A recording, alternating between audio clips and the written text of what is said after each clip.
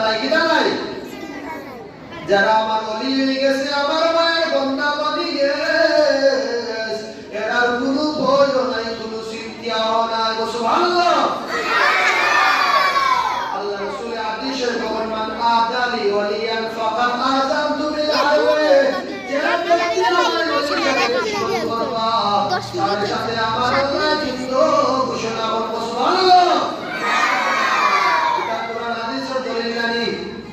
দুটো বইছি একটা হচ্ছে কোরআন একটা হাদিস পারবানি কেউ কোরআন একটা শিক্ষা করতে পারবানি হাদিস শিক্ষা পারবানি খালি বাবা দেখো আমরা যদি আউলিয়া কই কোরআন শরীফ নাই কিতা কোরআন শরীফ কোনো বাইরে থেকে কইলাম নি আমি কইলাম তোমরা এটা বাইটা না তুগায়া কারণ তোমরা না সিনাটা বন্ধ হয়ে গেছে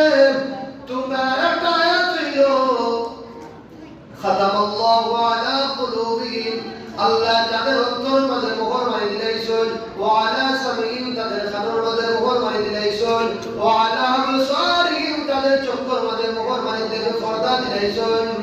গিশাওয়াতুন ওয়া লাহুম আযাবুন আযীম ঠিক ভাই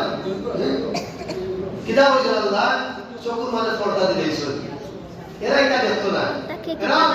এরা কিতা দেখতো না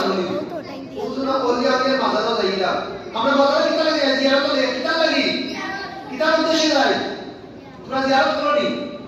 করনি জিয়ারত করনি তোমরা জানা দরকার ওলিয়াওয়ালের মাজার উদ্দেশ্য তো জিয়ারতের উদ্দেশ্য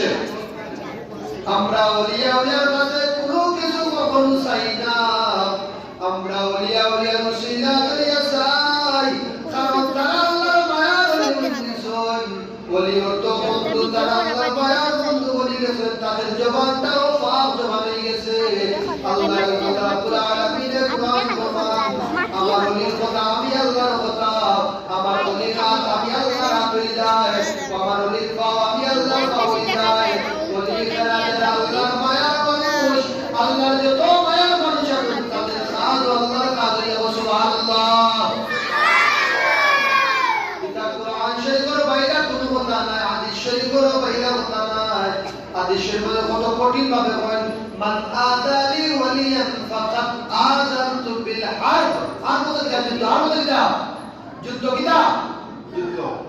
মান আদালি ওয়ালিয়ান যে আমার ওলির সাথে কিটা করবা আদালত করবা সহযোগিতা করবা